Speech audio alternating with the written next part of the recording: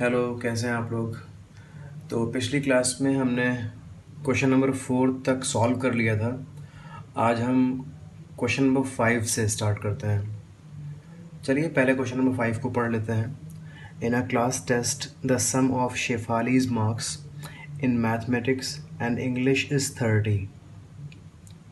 Had she got 2 marks more in math and 3 marks less in English, the product of their marks would have been 210. Find her marks in 2 subjects. Okay? तो एक class test में शेफाली के marks maths में और English में 30 हैं। दोनों mark का जो सम है वो 30 है। अगर हम मैथ के मार्क्स और इंग्लिश के मार्क्स का सम फाइंड कर लें तो हमें 30 मिलेगा। फिर लिखा हुआ है कि अगर उसके 2 मार्क मैथ में बढ़ जाते और इंग्लिश में 3 मार्क्स बढ़ जाते तो उस केस में दोनों मार्क्स का प्रोडक्ट 210 बन जाता। ओके, चलिए पहले हम शेफाली के मार्क्स को कुछ अज्यूम कर लेते हैं, देन बनाते हैं इक्वेशन, देन उसे सॉल्व करते हैं। तो let Shefali got X marks in maths। हमने शेफाली के मैथ्स के मार्क्स को X मान लिया है। अब देखें, अब शेफाली के मैथ्स के मार्क्स और शेफाली के इंग्लिश के मार्क्स का सम 30 है। थोड़ी देर के लिए आप मान लो कि आपके 2 टेस्ट के मार्क्स का सम 30 है। आपका कुछ रिज़ल्ट आया है मैथ में और कुछ रिज़ल्ट आया है इंग्लिश में और दोनों का सम 30 आ रहा है। तो ये हो सकता है ना कि आपके मैथ के मार्क्स 10 हों और इंग्लिश के मार्क्स 20 हों। अगर दोनों का सम 30 तो ये हो सकता है ना कि हो सकता है इंग्लिश में मैथ में 10 मार्क्स हों और इंग्लिश में 20 मार्क्स हों। तो अगर आपको मैथ में 10 मार्क्स पता चल गए हैं तो इंग्लिश के कैसे पता करेंगे? आप टोटल 30 में से मैथ के मार्क्स को सब्ट्रैक्ट करें, आपको इंग्लिश के मार्क्स मिल जाते हैं। हो सकता है मैथ के मार्क्स 12 हों और इंग्लिश के मार्क्स 18 हों। ये 18 कैसे आएगा? आप टोटल में से 12 को सब्ट्रैक्ट कर लें, आपको 18 मिल जाएगा। तो इसी तरह हमने माना है कि शेफाली के मैथ के मार्क्स x हैं, तो इंग्लिश के मार्क्स कितने होंगे? आप टोटल में से मैथ्स के मार्क्स सब्ट्रैक्ट कर दीजिए। तो अगर शेफाली के x मार्क्स मैथ्स में हैं तो 30 minus x marks maths 30 minus x marks उसके इंग्लिश में होंगे। आई होप आपको ये क्लियर हो गया है कि अगर शेफाली x मार्क्स लाती है मैथ्स में तो इंग्लिश में वो 30 माइनस एक्स पाएगी। Then her marks in English is equals to 30 minus x। I hope आपको ये क्लियर हो गया है। ओके, अब देखिए लिखा हुआ है had she got 2 marks more in math। अगर उसको मैथ में 2 मार्क्स ज़्यादा मिल जाते हैं तो मैथ के मार्क्स उसके x हैं, अगर 2 ज़्यादा मिलते तो 2 ऐड हो जाता है इसमें, तो ये मार्क्स हो जाते हैं। अभी मैथ में मार्क्स x हैं, लेकिन बोला जा रहा है कि अगर उसके 2 मार्क्स ज़्यादा होते तो इतने मार्क्स होते मैथ में। And 3 marks less in English. अभी जो इंग्लिश में मार्क्स हैं वो 30 माइनस एक्स हैं और यहाँ बोला जा रहा है कि अगर 3 मार्क्स कम होते हैं तो इसमें से आप 3 कम कर दो, ये मार्क्स होते हैं। तो अगर मैथ के मार्क्स इतने होते हैं, मतलब अभी जो मार्क्स हैं उससे 2 ज़्यादा होते हैं, और इंग्लिश के मार्क्स इतने होते हैं, मतलब अभी जो मार्क्स हैं उससे 3 कम होते हैं, तो तब इन दोनों को मल्टीप्लाई करने पर हमें क्या मिलता? 210 मिलता। ऐसा क्वेश्चन में लिखा हुआ है। अब इसी को सॉल्व करते करते हमें इक्वेशन मिल जाएगी और इस इक्वेशन को सॉल्व करते करते हमें मार्क्स मिल जाएंगे दोनों सब्जेक्ट्स के। चलिए सॉल्व करते हैं। x प्लस 2 30 माइनस 3 बन जाएगा 27 minus x is equals to 210। Multiply करते हैं x into this 27x, x into X minus x square, 2 into this 54, 2 into this minus 2x is equals to 210। Minus x square लिखते हैं हम, 27x minus 2x, इन्हें solve करने पर 25x आ जाएगा, plus 54। इस 210 को लेफ्ट साइड में ले आएंगे तो ये माइनस 210 हो जाएगा। क्लियर? चलिए इसके आगे सॉल्व करते हैं। आई होप आपको ये क्लियर हो गया है। हमने शेफाली के मार्क्स को x मान लिया था मैथ्स में, फिर दोनों सब्जेक्ट के मार्क्स का सम 30 था। सो अगर यहाँ x मार्क्स होंगे तो यहाँ 30 माइनस एक्स हो जाएंगे। ये हमें इस 30 टोटल की वजह से पता चला। फिर लिखा था कि अगर हम मैथ्स के मार्क्स को इंक्रीज़ कर दें 2 मार्क्स, अगर हम इंग्लिश के मार्क्स में से 3 डिक्रीज़ कर लें, 3 कम कर लें, तो इन मार्क्स का जो प्रोडक्ट है वो 210 बन जाता है। इसी को सिंप्लीफाई करते करते हम यहाँ पहुँचे हैं। चलिए इसके आगे सॉल्व करते हैं। तो आप देखें माइनस एक्स स्क्वायर में लिख सकते हैं, minus x square plus 25x लिखेंगे, और 54 माइनस 210 होता है माइनस 156। आई होप आपको इतना क्लियर हो गया है। अब इसके आगे हमें इन्हें सिंप्लीफाई करना। ओके, अब सॉल्व करने के लिए हमारे पास कुछ मेथड्स हैं। लाइक हमने एक मेथड समझा था क्वाड्रेटिक फार्मूला, और एक मेथड था completing the square method, and सबसे पहले जो मेथड पढ़ा था वो था फैक्टराइजेशन मेथड। आप जिस मेथड से चाहें उसे सॉल्व कर सकते हैं। तो अगर आप यहाँ पर इन दो नंबर को मल्टीप्लाई करें तो प्लस 156 एक्स स्क्वायर आपको मिलेगा। अब आपको 25x को 2 पार्ट्स में स्प्लिट करना है, और इस तरह से 2 पार्ट्स में स्प्लिट करना है कि उन 2 पार्ट्स का प्रोडक्ट भी वही आ जाए जो इनका प्रोडक्ट आता है। ओके, तो इसके लिए आप देखो इन दोनों का प्रोडक्ट आता है 156 एक्स स्क्वायर। आप इस 156 का प्राइम फैक्टराइजेशन कर लीजिए। आप इसे 2 से डिवाइड करें, यू विल गेट 78। आप इसे 2 से डिवाइड करें, यू विल गेट 39। आप इसे 3 से डिवाइड करें, यू विल गेट 13। और अब ये 3 से डिवाइड होगा। हमने प्राइम नंबर से डिवाइड कर दिया इसको। अब यहाँ पर कुछ ग्रुपिंग बनाते हैं। हम ऐसा करते हैं 2 और 3 को अलग कर देते हैं। 2 इंटू 2 4 इंटू 3 12, ये 12 हो गया, और ये नंबर 13 है। आप देखें 12 और 13 को ऐड करने पर 25 बनता है। तो ऐसे बन जाती है, ऐसे हो जाती है splitting. Minus x square plus 13x plus 12x minus 156 is equals to 0. Now in these two numbers you can take minus x as common. When you take minus x as common, x minus 13 is left. Remember, अगर आप negative common ले लेते हैं तो इन दोनों number का sign change हो जाता है। ये नंबर नेगेटिव था, यहाँ अंदर पॉजिटिव में आएगा। ये पॉजिटिव में है तो ये नेगेटिव में आएगा। या यूँ भी समझ सकते हैं कि अगर आपने माइनस एक्स स्क्वायर को हम इस कॉमन से डिवाइड करते हैं, माइनस एक्स से डिवाइड करेंगे, minus minus cancel, x square को एक्स से डिवाइड करने पर एक्स बचेगा, वो हमने यहाँ पर लिखा हुआ है। अगर आप 13x मतलब नेक्स्ट नंबर को कॉमन से डिवाइड कर दें तो आप देखें एक्स एक्स कैंसिल हो जाएगा, यहाँ पर कुछ नहीं तो 1 है। 13 को -1 से डिवाइड करने पर you will get -13। I hope it is clear. Okay, चलिए आगे बढ़ते हैं। In these two numbers 12 can be taken as common, x minus 13 is left. अगर आप इस नंबर को 12 से डिवाइड करेंगे x बचेगा, इस नंबर को 12 से डिवाइड करेंगे तो -13 बचेगा। Now you can see x minus 13 यहाँ पर भी है और यहाँ पर भी है, so x minus 13 can be taken as common. Minus x is left here plus 12 is left here, it is equals to 0। Now if I send this number to this side, ये नंबर इधर आएगा और 0 से divide होकर 0 बन जाएगा, तो हमें x minus 13 की वैल्यू 0 मिल जाएगी, मतलब x की वैल्यू 13 मिल जाएगी। अगर हम इस नंबर को भेज देते राइट साइड में तो ये जाता 0 से डिवाइड होकर 0 बन जाता, तब माइनस एक्स प्लस 12 की वैल्यू 0 हो जाती और x की वैल्यू 12 हो जाती। मतलब ये है कि x की वैल्यू या तो 13 होगी या तो 12 होगी। हमने x को मान के रखा था, वो ज़रा सोचिए। हमने x को शेफाली के मैथ्स के मार्क्स मान रखा है, मतलब मैथ में शेफाली के मार्क्स 13 हो सकते हैं या 12 हो सकते हैं। तो अगर आप मैथ के मार्क्स को 13 मान लोगे तो हमें इंग्लिश के मार्क्स पता करने रहेंगे।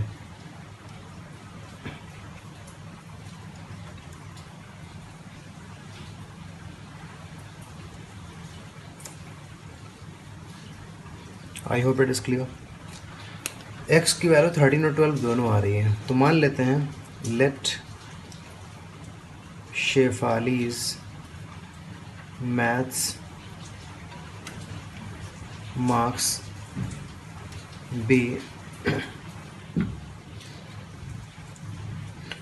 13। शेफाली के मैथ्स के मार्क्स को हमने x माना था, लेकिन अभी x की वैल्यू दो आ चुकी है, 13 भी आ चुकी है और 12 भी आ चुकी है। तो हो सकता है मैथ्स में मार्क्स 13 हो और हो सकता है मैथ्स में मार्क्स 12 हो। तो हम कहते हैं चलो पहले इसको ले लेते हैं। मैथ्स के मार्क्स अगर 13 हैं तो शेफाली के इंग्लिश के जो मार्क्स होंगे वो कितने होंगे? आपको याद होगा इंग्लिश के मार्क्स 30 माइनस एक्स थे। सो ये 30 माइनस एक्स की वैल्यू 13 है, तो ये हो जाएगा 17। तो अगर शेफाली के मैथ के मार्क्स 13 होंगे तो इंग्लिश के मार्क्स 17 होंगे। ठीक है जी, ओके। दूसरी बात, अगर हम 12 मार्क्स ले लें, दूसरी सिचुएशन ये है। और दूसरा ये है कि अगर शेफालीज मैथ्स मार्क्स 12 मान लें, दो आंसर्स थे ना। अगर आप शेफाली के मैथ्स के मार्क्स 13 ले लोगे तो इंग्लिश के 17 हो जाएंगे। अगर आप शेफाली के मैथ्स के मार्क्स को 12 ले लोगे तो फिर इंग्लिश के जो मार्क्स हो जाएंगे वो हो जाएंगे 30 माइनस एक्स, मतलब 30 माइनस 12, और ये हो जाएगा 18।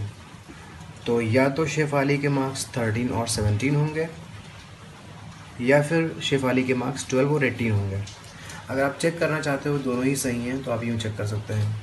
आप देख सकते हैं आपको बोला गया था कि अगर मैथ्स के मार्क्स को 2 इंक्रीज़ कर दिया जाए तो इसको 2 इंक्रीज़ करने से 15 हो जाएगा, और इंग्लिश के मार्क्स को 3 कम कर दिया जाए, इसको 3 कम करने से 14 हो जाएगा।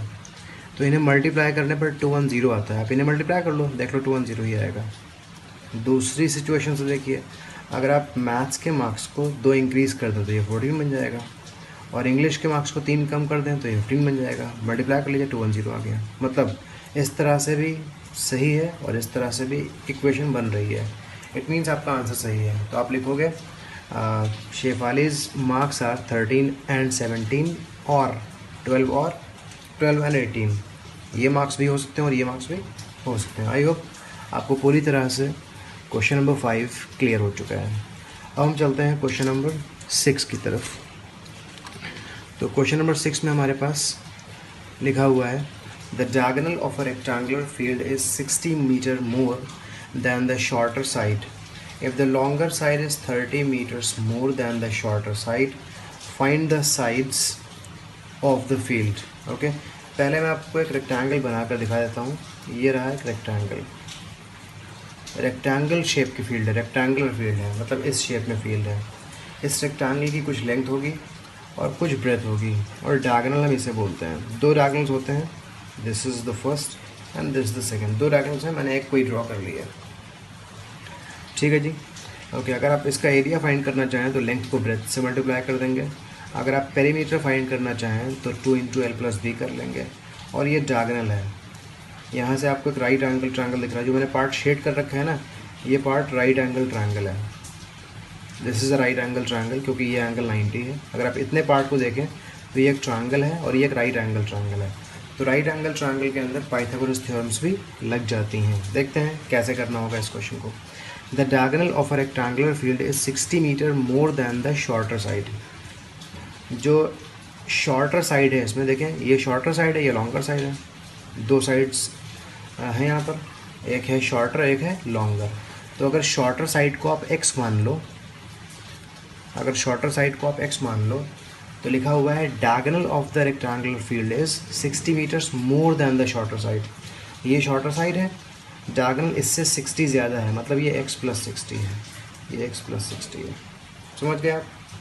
ओके। फिर लिखा हुआ है लॉन्गर साइड। ये दोनों साइड्स हैं, इसमें से इसे बोलते हैं हम शॉर्टर साइड। ये दोनों आपस में इक्वल रहते हैं, और ये होते हैं लॉन्गर साइड्स। तो पहले तो लिखा हुआ था डायगोनल शॉर्टर साइड से 60 ज़्यादा है, हमने शॉर्टर साइड को x मान लिया, तो डायगोनल पता चल गई x+60। फिर लॉन्गर साइड के बारे में लिखा हुआ है कि it is 30 metres more than the shorter side. ये जो लॉन्गर साइड है ये शॉर्टर से 30 ज़्यादा है, मतलब ये x+30 है। शॉर्टर x है, उससे 30 ज़्यादा है, 30 ज़्यादा मतलब x+30 हो गया है। तो यहाँ पर लिख लेते हैं let the shorter side be x meters अगर हमने शॉर्टर साइड को x मीटर मान लिया, इसका मतलब ये है कि diagonal is x + 60 meters and longer side is x + 30 meters। ठीक है जी। थोड़ी देर पहले मैंने आपको बोला था कि ये जो ट्रायंगल आप देख रहे हैं या फिर जो इस साइड का ट्रायंगल आप देख रहे हैं, ये दोनों ही ट्रायंगल राइट एंगल ट्रायंगल होते हैं इस एंगल के 90 होने की वजह से। तो अगर ये राइट एंगल ट्रायंगल है तो आप इस ट्रायंगल के अंदर पाइथागोरस थ्योरम भी लगा सकते हैं। ठीक है ना? ओके, तो यूज़ या अप्लाई पाइथागोरस थ्योरम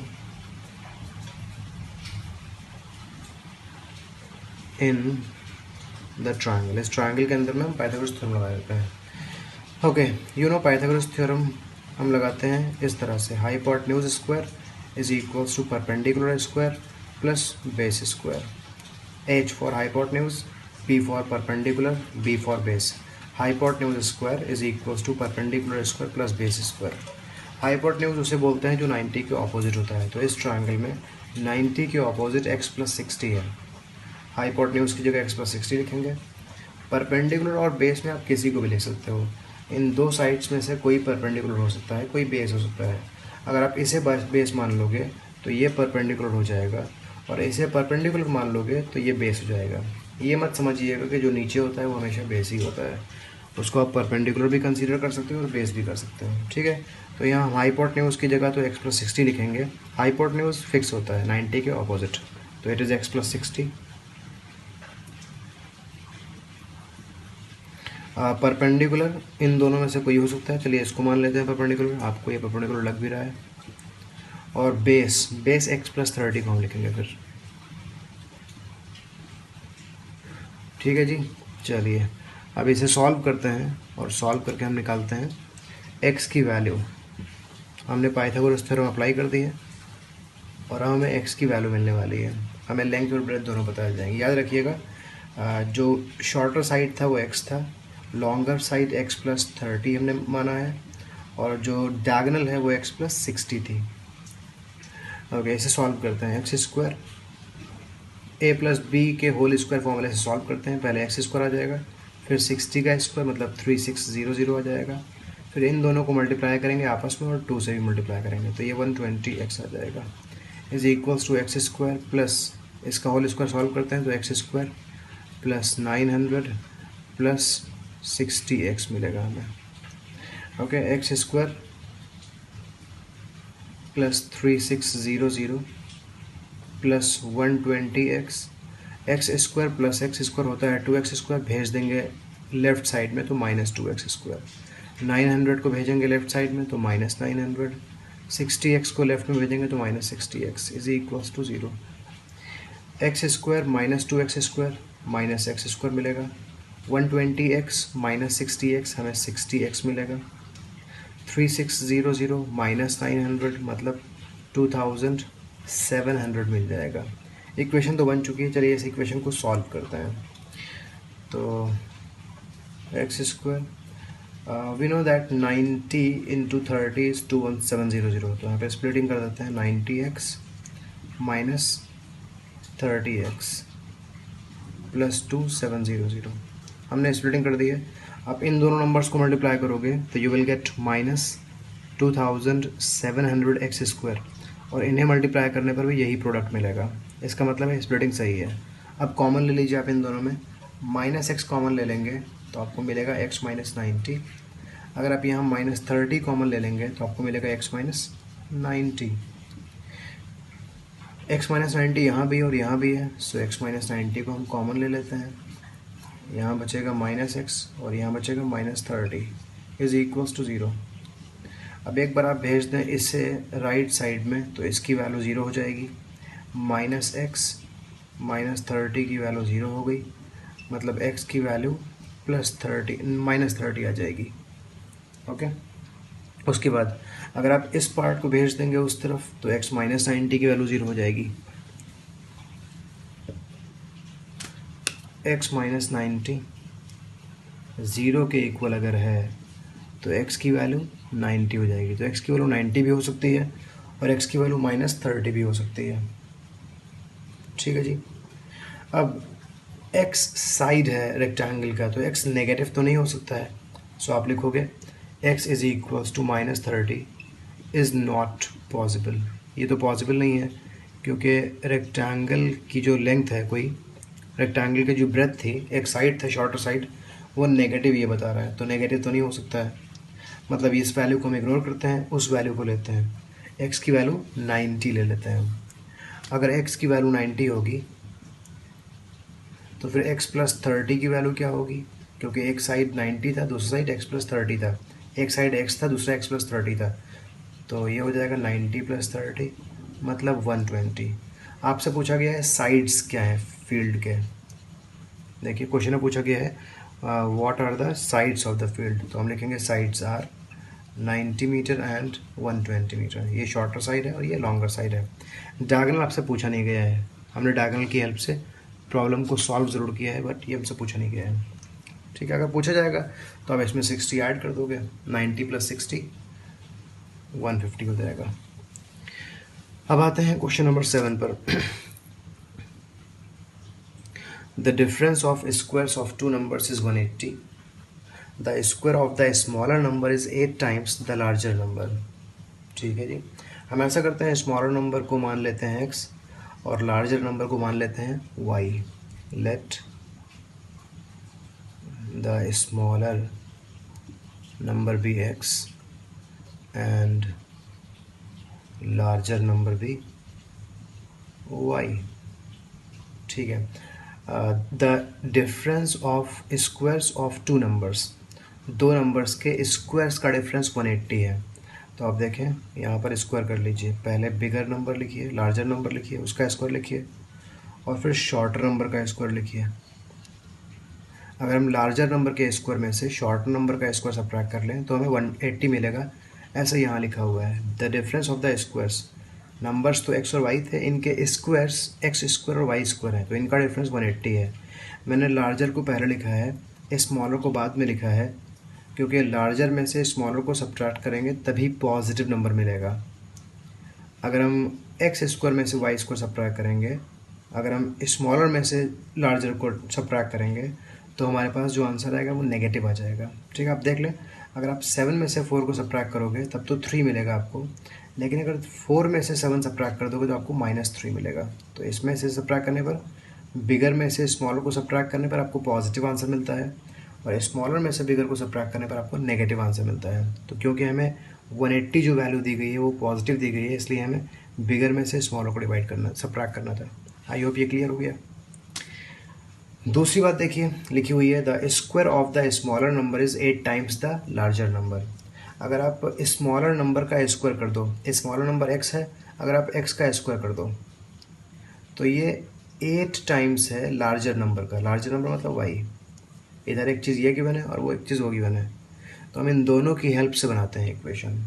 आप यहाँ लिखो y square minus x square की जगह आप ये 8y पुट कर दो, -8y is equals to 180। Further solve करने पर you will get y square -8y minus 180 is equals to 0।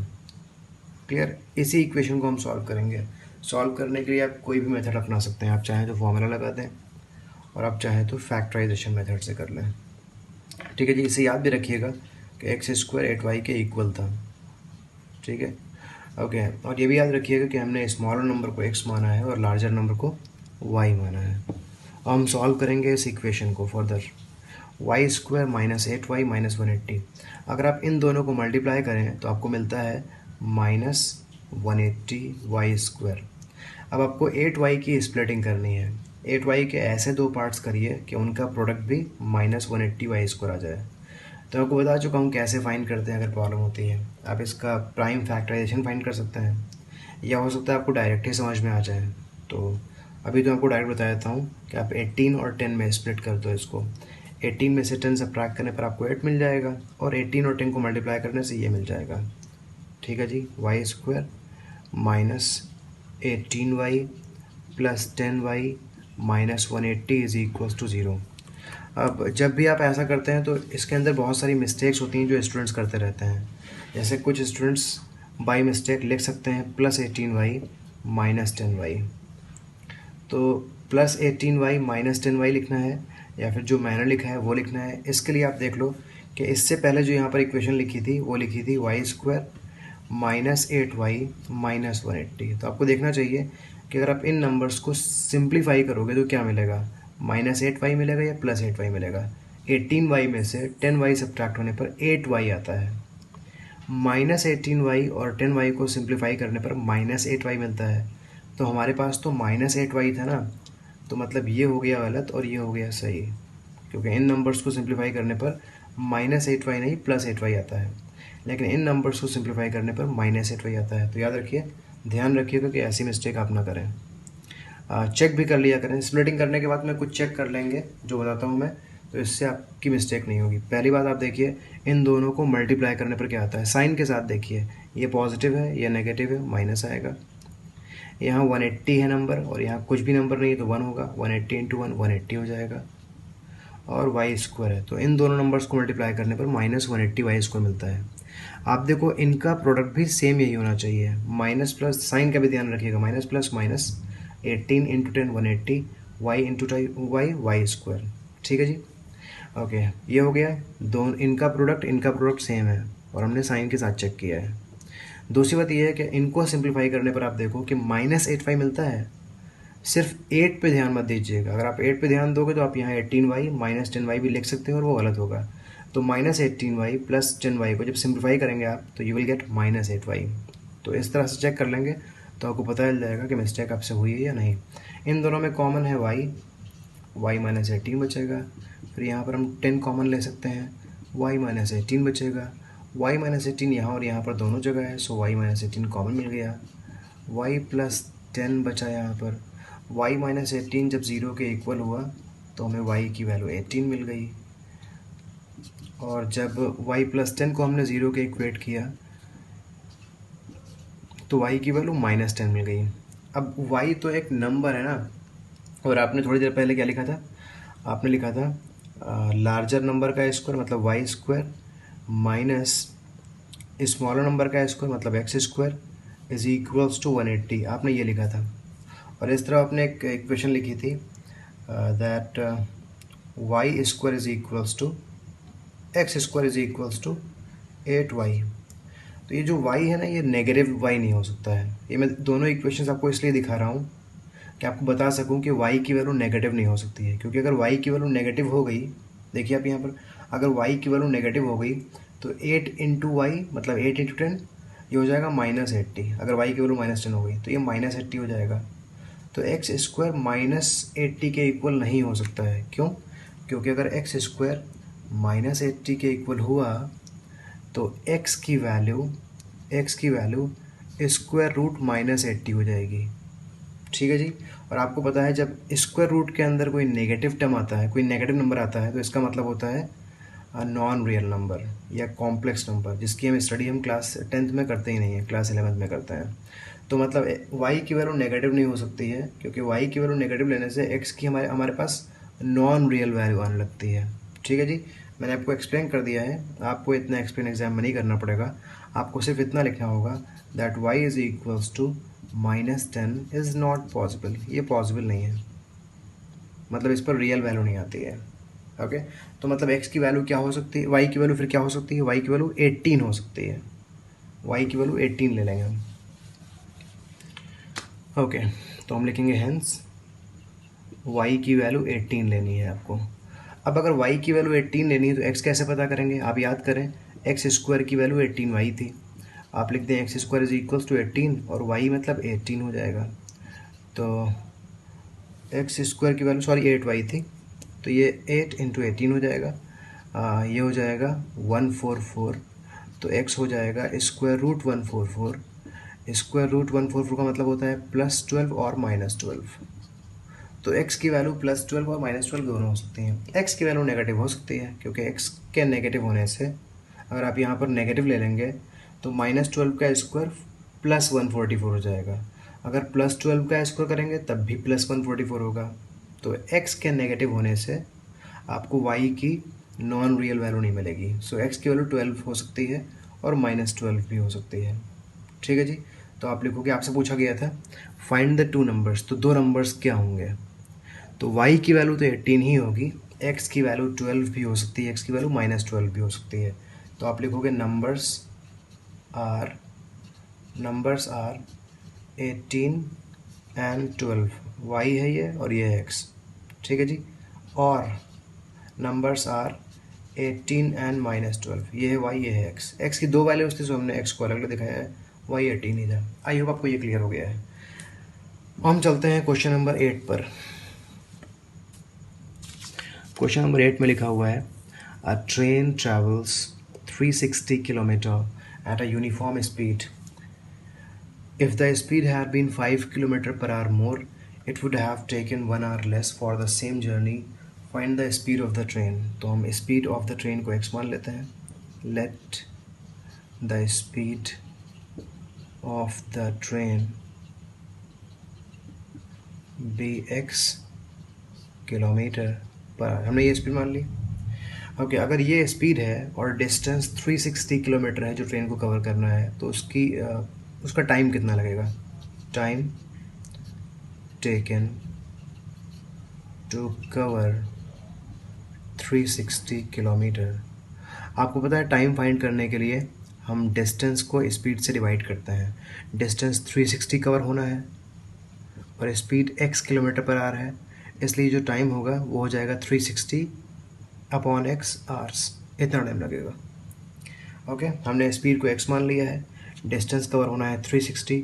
अगर हम इस डिस्टेंस को स्पीड से डिवाइड कर दें तो हमें टाइम मिल जाएगा। इस टाइम में ट्रेन कवर करने वाली है इस डिस्टेंस को। If the speed had been, अगर स्पीड को हम 5 बढ़ा दें, मतलब ये स्पीड है x, अगर हम 5 बढ़ा दें, ओके, तो स्पीड हो जाएगी x + 5। If speed is increased by 5 kilometer per hour, then new speed is x + 5। नई स्पीड पहले से 5 ज़्यादा हो जाएगी, x + 5 हो जाएगी, x + 5 किलोमीटर पर आवर, ये स्पीड हो जाएगी। ठीक है जी। Okay, it would have taken 1 hour less. तो पहले आप देख लें, अगर ये स्पीड हो गई तो अभी टाइम कितना लगेगा? Now time taken to cover 360 kilometre. अभी आपको डिस्टेंस तो यही कवर करना है ना, स्पीड बढ़ गई स्पीड घट गई, ऐसा होता है। तो पहले यहाँ स्पीड कम थी, तब भी आपको यही डिस्टेंस कवर करना था। अभी स्पीड बढ़ चुकी है, डिस्टेंस आपको यही कवर करना है। तो टाइम कितना लगेगा? टाइम फाइंड करने के लिए आप डिस्टेंस को स्पीड से डिवाइड कर लोगे। डिस्टेंस 360 है और स्पीड अभी x + 5 है, तो अब इतने घंटे लगेंगे, अब इतना टाइम लगेगा। पहले टाइम लग रहा था 360 अपॉन x, और अभी टाइम लग रहा है 360 अपॉन x + 5। पहले टाइम लग रहा था 360 अपॉन x, और अभी जो टाइम लग रहा है वो लग रहा है 360 अपॉन x + 5। इन टाइम्स में कुछ रिलेशन दिया हुआ है, लिखा हुआ है कि अब यहाँ पर 1 घंटा कम लगेगा, मतलब ये टाइम 1 घंटा कम है उस टाइम से। अगर इन दोनों टाइम में रिलेशन देखें तो ये टाइम 1 घंटा कम है उस टाइम से। बस इसी से रिलेशन बनाते हैं और इनको हम सॉल्व कर लेते हैं।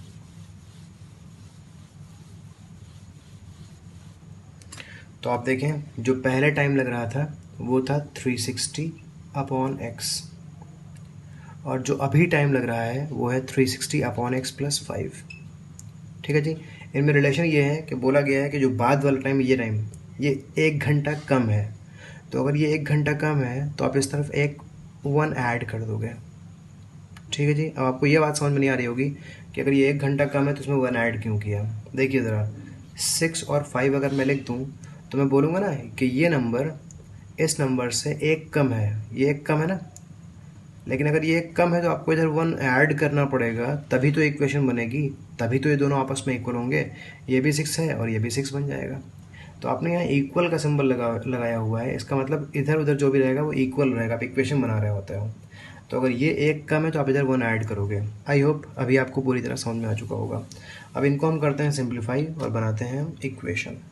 तो आप इसको भेज दें इस तरफ, 360 upon x minus 360 upon x + 5 is equals to 1। ठीक है। अब एलसीएम ले लें, x और x + 5 का एलसीएम होगा x इंटू x + 5। x + 5 को 360 से मल्टीप्लाई करें, 360 into x, 360x 360 into 5 it is 1800, minus 360 into x ये हो जाएगा -360x is equals to 1। 360x minus 360x cancel हो गया और ऊपर बचा 1800।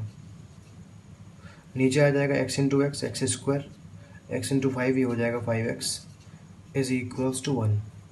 अब करते हैं क्रॉस मल्टीप्लाई और बनाते हैं इक्वेशन।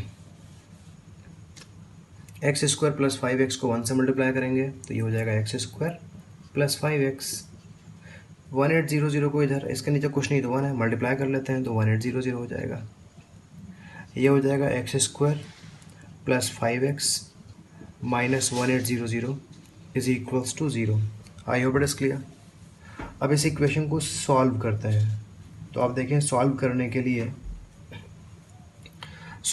के लिए इन दोनों का प्रोडक्ट पहले देखते हैं। इन दोनों का प्रोडक्ट आता है -1800 एक्स स्क्वायर। अब स्प्लिटिंग में आपकी हेल्प, अगर आपको हेल्प चाहिए तो आप 1800 को स्प्लिट कर लो, 1800 को स्प्लिट कर लो। या आप इसे 2 से डिवाइड करो आपको मिलेगा 900। आप इसे 2 से डिवाइड करो आपको मिलेगा 450। आप इसे 2 से डिवाइड करो आपको मिलेगा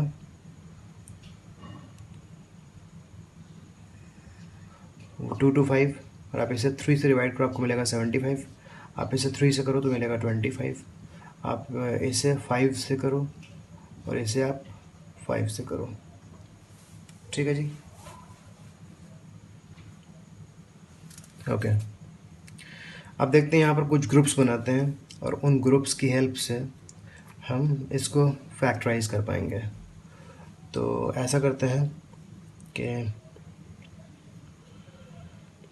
2 2 2 इन नंबर्स को अलग कर लेते हैं और एक 5 ले लेते हैं इसमें, और 3 3 5 को अलग कर देते हैं। तो 2 into 2 4, 4 into 2 8, 8 into 5 40, 3 into 3 9, 9 into 5 45। आप देखें 45 और 40 को सब्ट्रैक्ट करें पर 5 मिलता है, मतलब स्प्लिटिंग हो गई। X square plus 45x minus 40x minus 1800 is equal to 0। इन दोनों में आप x कॉमन ले लीजिए तो बचेगा x प्लस 45। इन दोनों में -40 कॉमन ले लीजिए तो बचेगा x plus 45 is equals to 0। अब x प्लस 45 यहाँ भी और यहाँ भी है, सो ये हो गया x प्लस 45 कॉमन। और जब इस पूरे नंबर को x प्लस 45 से डिवाइड कर देंगे तो बचेगा x। जब इस पूरे नंबर को x प्लस 45 से डिवाइड कर देंगे तो बचेगा -40। ओके, अब x प्लस 45 की वैल्यू 0 के इक्वल अगर होगी तो x की वैल्यू हो जाएगी -45। फिर अगर x माइनस 40 की वैल्यू 0 होगी तो x की वैल्यू हो जाएगी 40। आप याद करें आपने x को क्या माना था, आपने x को ट्रेन की स्पीड माना था। तो ट्रेन की स्पीड नेगेटिव तो नहीं हो सकती है। It means x is equals to -45 is not possible. ये तो इम्पॉसिबल है, इट इज़ नॉट पॉसिबल, क्योंकि ट्रेन की स्पीड नेगेटिव नहीं हो सकती है। अब अगर ट्रेन की स्पीड नेगेटिव नहीं हो सकती तो ट्रेन की स्पीड क्या होगी, ये होगी 40 होगी। तो ट्रेन की स्पीड 40 किलोमीटर पर आवर होगी। अब ऊपर लिख दीजिए speed of train is equals to 40 kilometre per hour. I hope it is clear. चलिए जी, अब हम सॉल्व करते हैं नेक्स्ट प्रॉब्लम। नेक्स्ट प्रॉब्लम देख लीजिए हमारे पास क्या है। 2 water taps can fill a tank in 9 hole number 3/8 hours. The tap of the larger diameter takes 10 hours less than the smaller one to fill the tank separately. Find the time in which each tap can separately fill the tank. Okay, 2 water taps हैं, अगर वो दोनों मिलकर tank को fill करते हैं तो इतना टाइम लगता है। फिर जो लार्जर डायमीटर वाला टैप है, एक टैप का डायमीटर ज़्यादा है, ये देखिए इस तरह का टैप होगा, ज़्यादा डायमीटर है, और एक का कम डायमीटर है। तो जब ज़्यादा डायमीटर होगा तो वहाँ से तेज़ पानी निकलेगा, ज़्यादा पानी निकलेगा। कम डायमीटर होगा तो कम पानी निकलेगा, मतलब ये धीमे भरेगा और ये तेज़ भरेगा। तो लिखा हुआ है the tap of the larger diameter, मतलब इसकी बात हो रही है, इसको 10 घंटे कम लगते हैं टैंक को सेपरेटली फिल करने में। अगर आप साथ में फिल करें तो टोटल टाइम इतना लगता है, लेकिन अगर अलग अलग फिल करें तो कुछ टाइम इसको लगेगा, कुछ टाइम इसको लगेगा, लेकिन इसको 10 घंटे कम लगते हैं। ठीक है जी, ओके। तो हम मान लेते हैं कि जो स्मॉलर टैप है उसको फिल करने में x आवर्स लगते हैं। लेट स्मॉलर टैप फिल्स इन x आवर्स। ठीक है जी, ओके। अगर स्मॉलर को फिल करने में x आवर्स लगे हैं तो लार्जर को तो इससे 10 घंटे कम लगते हैं ना, इसलिए लार्जर को x माइनस 10 आवर्स लगेंगे। देखें लिखा हुआ है the tap of larger diameter takes 10 hours less than the smaller one. तो आप लिखोगे hence time taken by larger tap to fill the tank is x minus 10। अगर स्मॉलर को फिल करने में x आवर्स लग गए हैं तो लार्जर को फिल करने में x माइनस 10 लगेंगे, क्योंकि इसको 10 घंटे कम लग रहे हैं। ओके, आप देखिए ज़रा, अगर स्मॉलर x आवर्स में पूरा टैंक फिल कर देता है तो 1 घंटे में कितना करेगा? x आवर्स में पूरा फिल कर देता है। मैं आपको बता चुका हूँ इस तरह की प्रॉब्लम पहले भी। आप इमेजिन करें कि आप कोई काम 2 घंटे में पूरा कर देते हैं, तो 1 घंटे में कितना करेंगे? 1 घंटे में आप हाफ काम करोगे। हाफ मतलब इस नंबर का रेसिप्रोकल। अगर आप 4 आवर्स में 4 घंटों में पूरा कोई काम ख़त्म करते हैं, अगर 4 घंटे में आप कोई पूरा काम ख़त्म करते हैं, सपोज़ आप एक चैप्टर की स्टडी करने वाले हो और उस चैप्टर को पूरा प्रिपेयर करने में आपको 4 घंटे लग जाते हैं, तो आप 1 घंटे में क्या करोगे? 1 घंटे में आप 1/4 चैप्टर करोगे, मतलब इसका रेसिप्रोकल होगा। तो ऐसे ही आप देखें, अगर x आवर्स में पूरा टैंक फिल हो जाएगा तो 1 घंटे में क्या होगा? 1 घंटे में 1/x पार्ट फिल होगा। इसी तरह बड़े टैप की बात करते हैं, अगर ये x माइनस 10 आवर्स में पूरा टैंक फिल करेगा तो 1 घंटे में 1/x माइनस 10 पार्ट फिल करेगा ये। ठीक है जी, तो आप लिखो part of tank filled in 1 hour is equals to 1/x। ऐसे ही अगर हम देखें part of tank filled in 1 hour, ये जो 1 आवर है ये बाय स्मॉलर टैप है।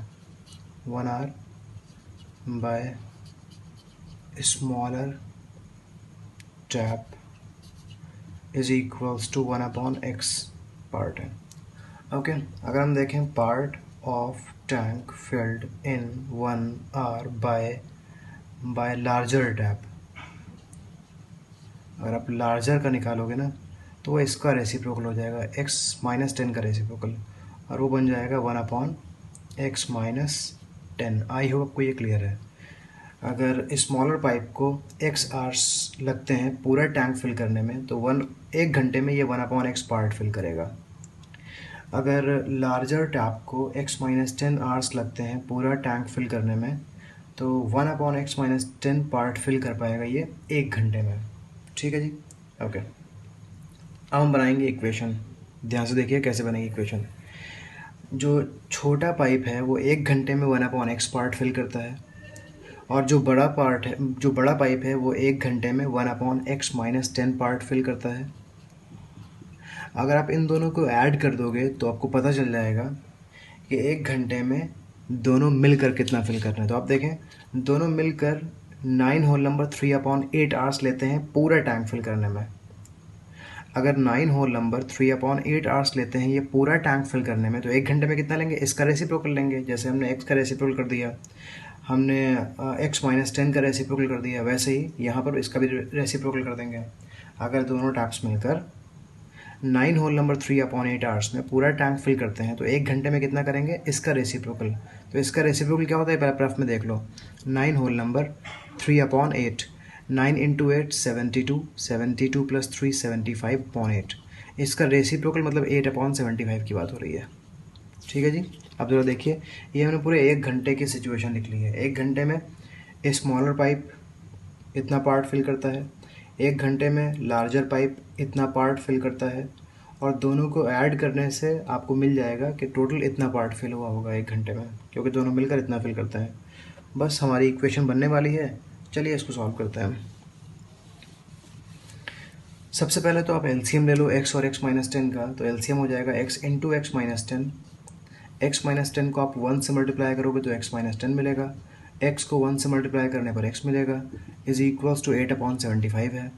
थोड़ा सिंप्लीफाई कर लें, x प्लस एक्स हो जाएगा 2x minus 10 upon x square minus 10x is equals to 8/75। Cross multiply करते हैं, 8 into this 8x square, 8 into this minus 80x is equals to this into this 150x, this into this minus 1 minus 750।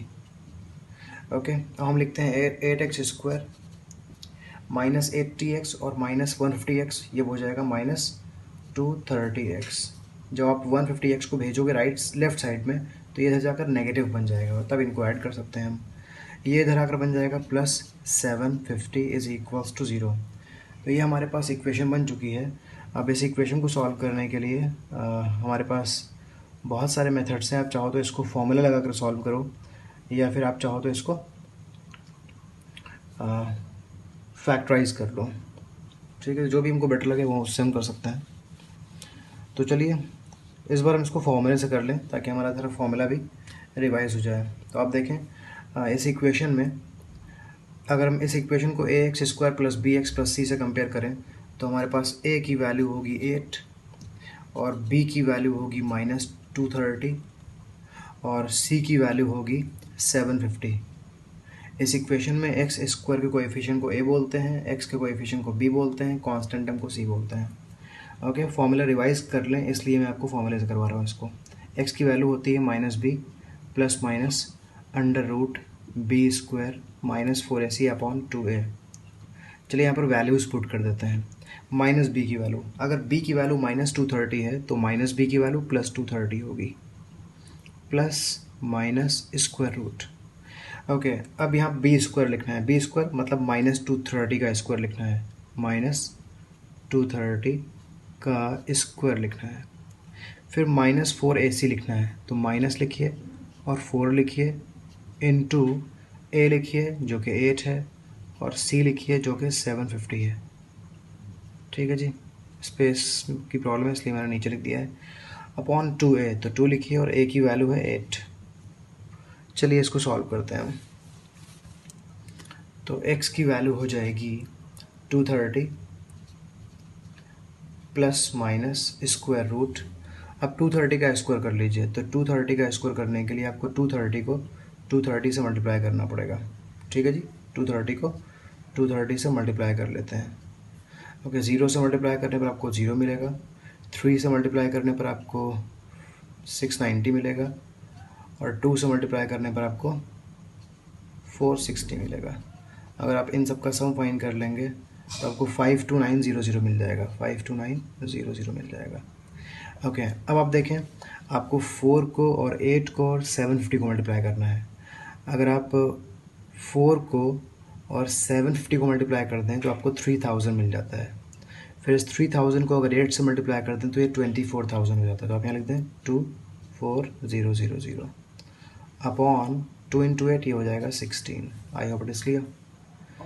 इसके आगे आप ज़रा देखें, ये हो जाएगा 230 प्लस माइनस स्क्वायर रूट। इन दोनों को सब्ट्रैक्ट कर लेते हैं, तो जब इसमें से सब्ट्रैक्ट करेंगे तो 0 माइनस 0 0 मिलेगा आपको, ये 0 माइनस 0 0 मिलेगा आपको, 9 माइनस 0 आपको 9 मिलेगा, 52 माइनस 24 करने पर आपको 18 मिल जाएगा। ठीक है जी, सॉरी 28 मिल जाएगा, 28 मिल जाएगा, 28 मिल जाएगा। अपॉन में 16 है। x की वैल्यू हो जाएगी 230 प्लस माइनस, आपको याद होगा शायद कि 17 इंटू 17 289 होता है। तो अगर 17 इंटू 17 289 है तो 170 इंटू 170 28,900 हो जाएगा। क्लियर, मतलब 28,900 ये 170 का स्क्वायर रूट है, सो 170 बाहर आ गया अपॉन 16। अब एक बार आप 230 प्लस 170 अपॉन 16 कर दो x की वैल्यू पता करने के लिए, और एक बार 230 माइनस 170 अपॉन 16 कर दो x की वैल्यू पता करने के लिए। चलिए इसके आगे सॉल्व करते हैं।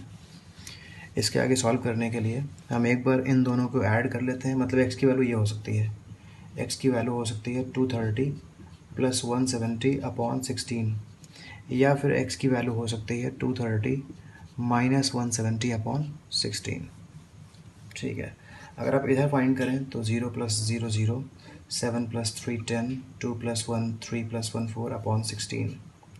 अगर आप इन्हें रिड्यूस करोगे तो आपको मिलेगा, आप देखें 400 को अगर 16 से डिवाइड कर दें तो 850 टाइम्स डिवाइड करने पर आपको 25 मिल गया, 25 मिल गया। इधर जो x की वैल्यू है, इन्हें सब्ट्रैक्ट करने पर आपको मिलेगा 60 अपॉन 16। इन्हें रिड्यूस कर दोगे आप तो 215 times and 230 times and 8 times, further divide करने पर 15 अपॉन 4 मिल जाएगा। तो x की वैल्यू 15 अपॉन 4 भी हो सकती है और x की वैल्यू 25 भी हो सकती है। समझ पा रहे हैं आप? ओके, यहाँ पर लिखा हुआ है कि x को 15 अपॉन 4 टाइम लगता है, मतलब 15 अपॉन 4 का मतलब होता है 3 होल नंबर 3 अपॉन 4 आवर्स। तो ये तो पॉसिबल नहीं है, क्योंकि देखिए जब दोनों टैंक मिलकर फिल करते हैं तब 9 होल नंबर 3 अपॉन 8 आवर्स लगते हैं, तब 9 घंटे से ज़्यादा लगते हैं। तो अकेला एक पाइप इतने कम टाइम में फिल नहीं कर सकता है। जब दोनों ने मिलकर फिल किया तब 9 घंटे से ज़्यादा लग गए थे। तो अकेले को तो 9 घंटे से ज़्यादा लगने, इससे भी ज़्यादा लगने वाला है ना टाइम। तो मतलब ये चीज़ तो पॉसिबल लगती है, बट ये चीज़ इम्पॉसिबल लगती है, क्योंकि ये टाइम 9 होल नंबर 3 अपॉन 8 से भी कम है। सो आप लिखोगे दिस इज़ नॉट पॉसिबल। समझ तो पाए ना आप कैसे पॉसिबल नहीं है? ओके, फिर समझ लीजिए, दोनों टैप्स जब मिलकर फिल करते हैं तब इतने घंटे लग रहे थे टैंक को भरने में। तो अगर अकेला फिल कर लेगा तो और भी ज़्यादा टाइम ले लेगा ना, तो इससे बहुत ज़्यादा टाइम होना चाहिए ना, शायद मतलब 10 12 13 15 20 कुछ होना चाहिए। तो इसलिए ये तो पॉसिबल लगता है, लेकिन ये इम्पॉसिबल है। दिस इज़ नॉट पॉसिबल, इतना टाइम लगे ये पॉसिबल नहीं है, इतना टाइम लग रहा होगा। तो आप लिखोगे time taken bye smaller tap is, क्योंकि स्मॉलर टैप से जो टाइम लग रहा था उसको हमने माना था x, तो हम लिखेंगे 25 hours. I hope it is clear. फिर जो लार्जर टैप था उसको 10 घंटे कम लगते थे, तो अगर स्मॉलर टैप को 25 आवर्स लग रहे हैं, इसका मतलब है लार्जर टैप को 10 घंटे और कम। 10 घंटे और कम होने का मतलब उसको सिर्फ 15 आवर्स लगने वाले हैं। तो time taken by larger tap is equals to 25 minus 10, मतलब 15 आवर्स हो जाएगा। आई होप ये क्लियर हो गया है। बड़े पाइप को लगेंगे 15 आवर्स और छोटे को लगेंगे 25 आवर्स। अब करते हैं हम नेक्स्ट प्रॉब्लम, क्वेश्चन नंबर 10 करते हैं। आप क्वेश्चन नंबर 10 देख लीजिए। An express train takes 1 hour less than a passenger train to travel 132 kilometre between Mysore and Bangalore without taking into consideration the time they stop at intermediate stations. If the average speed of the express train is 11 km per hour more than that of passenger train, find the average speed of the two trains. ठीक है जी, okay. Express train को passenger train से 1 घंटा कम लगता है, क्योंकि express train तेज़ चल रही होगी। डिस्टेंस जो मैसूर और बैंगलोर के बीच में 132 किलोमीटर है। जो टाइम बीच के स्टेशंस पर रुकने में लग गया है उसको हमें इग्नोर कर देना है। एवरेज स्पीड जो एक्सप्रेस ट्रेन की है वो पैसेंजर ट्रेन की एवरेज स्पीड से 11 किलोमीटर पर आवर ज़्यादा है, यहाँ पर लिखा हुआ है। तो बताना है एवरेज स्पीड क्या होगी दोनों ट्रेन्स की। तो हम मान लेते हैं कि जो पैसेंजर ट्रेन है उसकी स्पीड x है। Let the speed of passenger train be x kilometre per hour. ये पैसेंजर ट्रेन की स्पीड है। अगर पैसेंजर ट्रेन की स्पीड ये है तो एक्सप्रेस ट्रेन की स्पीड तो इससे 11 ज़्यादा है ना, तो स्पीड ऑफ एक्सप्रेस ट्रेन बन जाएगी, इससे 11 ज़्यादा होने का मतलब ये है कि x + 11 हो जाएगी, ये स्पीड हो जाएगी। ठीक है जी, ओके। अब आप देखें लिखा हुआ है कि एक्सप्रेस ट्रेन को 1 घंटा कम लगता है, तो दोनों का टाइम अलग अलग पहले पता कर लेते हैं। Time taken bye express train. Express train को टाइम कितना लगेगा? टाइम फाइंड करने के लिए डिस्टेंस को स्पीड से डिवाइड करना होता है। डिस्टेंस है 132 और एक्सप्रेस ट्रेन की जो स्पीड है वो x+11 है। ये हमने डिवाइड कर दिया, तो इतने घंटे लगेंगे, ये आवर्स में लिखा हुआ है, इतने घंटे लगेंगे एक्सप्रेस ट्रेन को। अगर आप पता करना चाहते हो time taken by passenger train, तो पैसेंजर ट्रेन को जो टाइम लगेगा वो ये होगा। टाइम पता करने के लिए डिस्टेंस को स्पीड से डिवाइड करना पड़ता है। डिस्टेंस 132 किलोमीटर है और पैसेंजर ट्रेन की जो स्पीड है वो है x। पैसेंजर ट्रेन को इतने घंटे लगेंगे। अब इन दोनों में रिलेशन ये दिया हुआ है कि जो ये टाइम है ये 1 घंटा कम है इस टाइम से, बस इक्वेशन बन गई। ओके, तो एक्सप्रेस ट्रेन को जो टाइम लगता है वो लगता है 132 अपॉन x+11 और पैसेंजर ट्रेन को जो टाइम लगता है वो लगता है 132 अपॉन x। ये जो टाइम है वो 1 घंटा कम है। अगर ये 1 घंटा कम है तो आप इस तरफ 1 कम कर दोगे। कैसे? आप देखें 5 और 6 लिखा हुआ है, तो ये 1 कम है ना। अगर ये 1 कम है तो इधर आप 1 कम कर सकते हो। ऐसा करने से दोनों ही आपस में इक्वल हो जाएंगे। आपको इक्वेशन फॉर्म करनी है, मतलब दोनों तरफ इक्वल करना है किसी तरह से। आप चाहें तो इधर -1 कर दें या फिर आप इधर +1 कर दें, ऐसा भी कर सकते थे आप। अब इस नंबर को पहले इधर भेज लेते हैं। 132 upon x+11 -132 upon x is equals to -1। LCM of these denominators is x+11 into x को 132 से मल्टीप्लाई करने पर 132x आ जाएगा। -132 को x+11 से मल्टीप्लाई करना है, तो -132 पहले x को मल्टीप्लाई करेगा, फिर -132 11 को मल्टीप्लाई करेगा। तो 132 को अगर आप 11 से मल्टीप्लाई कर दोगे तो आपको मिलेगा 1452 नेगेटिव मिलेगा, बिकॉज -132 ने +11 को मल्टीप्लाई किया और यहाँ -1 है। ओके, चलिए क्रॉस मल्टीप्लाई करते हैं। 132x -132x कैंसिल हो जाएगा, ये दोनों कैंसिल हो जाएंगे। थोड़ा सिंप्लीफाई करने के बाद क्रॉस मल्टीप्लाई कर लेते हैं। -1452 upon x into this x², x into this 11x is equals to -1। Okay, अब आप देखो क्रॉस मल्टीप्लाई कर दो। x² + 11x को -1 से मल्टीप्लाई कर दो आप, तो आपको मिलेगा -x² और -11x। -1452 को इसके डिनोमिनेटर मतलब 1 से डिवाइड कर दो तो -1452 मिल जाएगा। अब आप लिखिए x² -11x + 1452 is equals to 0। चलिए इसको फर्दर सॉल्व करते हैं। इनको आप स्प्लिट कर सकते हो, मैं आपको स्प्लिट करने के मेथड्स बता चुका हूँ, तो आपको प्रॉब्लम नहीं होने वाली है। आप यहाँ पर लिख दीजिए, ये स्प्लिटिंग है हमारी, ठीक है। आप चेक कर सकते हो, इन्हें मल्टीप्लाई करो और इन्हें मल्टीप्लाई करो, सेम ही रिजल्ट आएगा। इन्हें सिंप्लीफाई करो, आपको ये मिलेगा। और आपको अगर ये पता करना है कि 11 से मैंने ये फैक्टर्स फाइंड कैसे किए, तो आप 1452 के फैक्टर्स फाइंड करें। उन्हीं फैक्टर्स में 2 ग्रुप बना लिए थे मैंने और उससे ये मिल गए थे। फिलहाल यहाँ पर -x मैंने कॉमन ले लिया है, x -33 इज़ लेफ्ट। -44 मैंने कॉमन ले लिया है, x -33 बचा, is equals to 0। x -33 and -x -44 मिलता है मुझे। अब मैं एक बार इसको 0 के इक्वेट करता हूँ, एक बार इसको 0 के इक्वेट करता हूँ। तो एक बार मुझे x की वैल्यू मिलती है 33 और एक बार मुझे x की वैल्यू मिलती है -44। x की वैल्यू नेगेटिव पॉसिबल नहीं है क्योंकि हमने x स्पीड मानी थी, स्पीड नेगेटिव नहीं हो सकती है। सो आप यहाँ लिख दोगे दिस इज़ नॉट पॉसिबल, ये पॉसिबल नहीं है। x की वैल्यू 33 पॉसिबल है और x क्या है? x है पैसेंजर ट्रेन की स्पीड, मतलब हमें पैसेंजर ट्रेन की स्पीड मिल चुकी है और पैसेंजर ट्रेन की स्पीड है 33 km/h। The speed of passenger train is x और x की वैल्यू है 33 km/h। ये पैसेंजर ट्रेन की स्पीड आ गई है। अब जो एक्सप्रेस ट्रेन की स्पीड थी वो इससे 11 ज़्यादा थी। देखें आप क्वेश्चन में लिखा हुआ है एक्सप्रेस ट्रेन की स्पीड 11 km/h ज़्यादा है पैसेंजर ट्रेन की स्पीड से, मतलब 33 + 11 कर देंगे तो speed of express train is equals to 33 + 11। ठीक है जी, ये हो जाएगा 44 km/h। तो ये हो गई एक्सप्रेस ट्रेन की स्पीड। आई होप ये आपको क्लियर हो गया है। हम करते हैं लास्ट क्वेश्चन। तो लास्ट क्वेश्चन को पहले आप पढ़ लीजिए।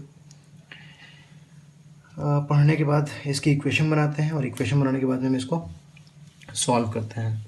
लिखा हुआ है the sum of the areas of two squares is 468 meter square. If the difference of their perimeters is 24 metre, find the sides of the two squares. तो देख लीजिए, दो स्क्वायर्स हैं, एक छोटा स्क्वायर है और एक बड़ा स्क्वायर है। मान लेते हैं इस स्क्वायर का जो साइड है वो x है और इस स्क्वायर का जो साइड है y है। क्लियर? अगर आपसे पूछ लिया जाए कि एरिया क्या है, तो जो एरिया होगा, एरियाज, इसका जो एरिया होगा वो होगा एक्स स्क्वायर और इसका जो एरिया होगा वो होगा वाई स्क्वायर। अगर आपसे पेरीमीटर की बात की जाए तो पेरीमीटर होता है 4 इंटू साइड। स्क्वायर का अगर आपको साइड मालूम हो तो एरिया पता करने के लिए आप साइड को साइड से मल्टीप्लाई कर लो, x into x, x square हो जाएगा। स्क्वायर का अगर आपको साइड मालूम है तो साइड को साइड से मल्टीप्लाई करने से आपको एरिया मिल जाता है, तो y into y, y square हो जाएगा। अगर आपको पेरीमीटर बताना है तो आप 4 इंटू साइड कर दो, तो 4 इंटू एक्स ये पेरीमीटर हो जाएगा फर्स्ट स्क्वायर का, और 4 इंटू वाई ये पेरीमीटर हो जाएगा सेकेंड का। अब देखिए क्वेश्चन में लिखा हुआ है if the difference of their perimeters is 24, मतलब इन दोनों पेरीमीटर्स का डिफरेंस 24 है, तो बड़े में से छोटे को सब्ट्रैक्ट कर दीजिए। तो आप लिखो 4y माइनस 4x, ये 24 है। अगर आप यहाँ 4 कॉमन ले लें तो ये हो जाएगा y माइनस एक्स इज इक्वल्स टू 24। ये 4 जाएगा इधर, 24 को डिवाइड करेगा तो y माइनस एक्स की वैल्यू 6 हो जाएगी, और y माइनस 6 एक्स की वैल्यू हो जाएगी। एक्स को भेज दीजिए राइट साइड में, तो ये एक्स की वैल्यू आपको मिल गई। ठीक है जी। फिर देखिए आगे कुछ बोला गया है, आपको बोला गया है the sum of the areas of two squares is 468। अगर आप इन दोनों एरियाज को ऐड करें, मतलब एक्स स्क्वायर और वाई स्क्वायर को ऐड करें, तो आपको 468 मिलेगा। चलिए ऐड करते हैं, x square plus y square, ये 468 मिलेगा। एक्स की वैल्यू पुट कर दीजिए वाई माइनस सिक्स का whole square plus y square is equals to 468। Solve करते हैं, इसे ओपन करने पर आपको मिलेगा वाई स्क्वायर प्लस 36। पहले हमने वाई का स्क्वायर लिखा, फिर हमने 6 का स्क्वायर लिखा, फिर इन दोनों को 2 से मल्टीप्लाई करेंगे, तो इन दोनों को मल्टीप्लाई करने पर तो -6y मिलता है। 2 से फर्दर मल्टीप्लाई करेंगे तो -12y मिलेगा, प्लस वाई स्क्वायर ये कॉपी कर लेंगे इज इक्वल्स टू 468 लिख लीजिए यहाँ पर। ठीक है ना? Okay, y minus 6 is equals to x वगैरह को यहाँ से रिमूव कर देते हैं। ओके अब देखिए y square plus y square हो जाएगा 2y स्क्वायर माइनस 12y, ये है 36, माइनस 468 को भेज देंगे हम लेफ़्ट साइड में। इसके आगे देखिए क्या होगा, आप लिखो 2y स्क्वायर माइनस 12y और 36 और 368 का सब्ट्रैक्शन करेंगे आप। तो आप देखें अगर आप 468 को 36 से सब्ट्रैक्ट करोगे तो आपको मिलेगा 2 और यहाँ मिलेगा 3 और यहाँ मिलेगा 432 मिलेगा, क्योंकि बड़ा नंबर नेगेटिव है इसलिए -432 मिलेगा इज इक्वल्स टू 0। आप देखें इस इक्वेशन में हर टर्म 2 से डिविजिबल है, सबको 2 से डिवाइड कर देंगे तो ये हो जाएगा वाई स्क्वायर, ये हो जाएगा -6y, ये हो जाएगा 216 इज इक्वल्स टू 0। अब इन्हें सॉल्व करना है आपको, तो वाई स्क्वायर माइनस 6y को हम लिख लेते हैं 12y, या फिर 18 में स्प्लिट कर देते हैं, 18y plus 12y minus 216 is equals to 0। Okay, इसके बाद हम ज़रा इधर का पोर्शन इरेज कर देते हैं, इधर सॉल्व करते हैं इसको। आप देखें इन स्टार्टिंग के 2 टर्म्स में आप y कॉमन ले सकते हैं तो बचेगा y माइनस 18। लास्ट के 2 टर्म्स में आप 12 कॉमन ले लोगे तो बचेगा y minus 18 is equals to 0। y minus 18 फिर कॉमन मिल जाएगा बिकॉज यहाँ और यहाँ दोनों जगह है, बचेगा y plus 12 is equals to 0। तो यहाँ से y की वैल्यू 18 मिल जाएगी या फिर y की वैल्यू -12 मिल जाएगी। ओके तो y की वैल्यू -12 मतलब y की वैल्यू नेगेटिव तो पॉसिबल नहीं है, तो आप लिख दो यहाँ पर दिस इज़ नॉट पॉसिबल। ये पॉसिबल इसलिए नहीं है क्योंकि y आपने साइड माना था, एक स्क्वायर के साइड को आपने y माना था, एक को x माना था, तो ये y स्क्वायर का साइड है इसलिए नेगेटिव नहीं हो सकता है, स्क्वायर का साइड पॉजिटिव ही होगा। तो आप लोगों की y की वैल्यू 18 पॉसिबल है, y इज इक्वल्स टू 18 हो जाएगा, इट इज़ 18 मीटर। अब अगर y की वैल्यू 18 है तो x की वैल्यू क्या होगी, ये हम कैसे बताएंगे? आप याद करें आपके पास थोड़ी देर पहले एक इक्वेशन थी और वो इक्वेशन थी कि x की वैल्यू 6 माइनस वाई थी, ठीक है ना? x की वैल्यू y माइनस 6 थी, y माइनस 6 थी, तो आप लिखें x is equals to y की वैल्यू 18 यहाँ कॉपी कर लें 6, तो x की वैल्यू देख लें 12 हो जाएगी। ठीक है जी। तो दो स्क्वायर्स थे, एक स्क्वायर का साइड था x, दूसरे का y था। तो जो x था वो 12 मीटर है और जो y था वो 18 मीटर है। आई होप अब क्लियर हो गया है। ठीक है, I hope everything is clear. किसी भी डाउट के लिए प्लीज़ मुझे बताते रहिए अपने कन्फ्यूजन्स। मिलते हैं नेक्स्ट क्लास में। Thank you very much.